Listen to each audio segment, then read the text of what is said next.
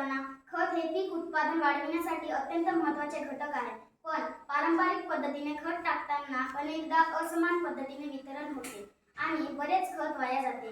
लहान शेतकऱ्यांना महागड्या यंत्रामुळे अडचणी निर्माण होतात. म्हणूनच आम्ही कमी खर्चात कार्यक्षम आणि पर्यावरणपूरक उपाय म्हणून हे यंत्र तयार करणार आहोत. याचे नाव रोलिंग फर्टिलायझर इंजेक्टर आहे. जुने टायर वापरून हे टायर आहे. यात हँडल बसवलेले आहे.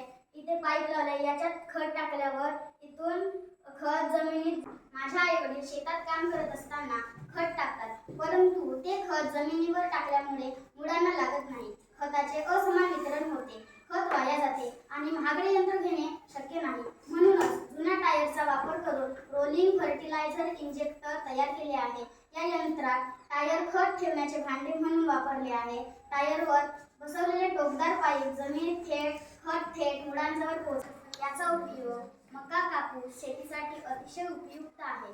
यापासून फायदे कमी खर्चिक आहे, पर्यावरणपूरक आहे, वेळ व मेहनतीची बचत होते, कार्यक्षम यंत्र आहे. हे तयार करण्यासाठी मला फक्त 500 रुपये लागले. हे तयार केलेले यंत्र एक प्रकार शेतकऱ्याचा मित्र आहे.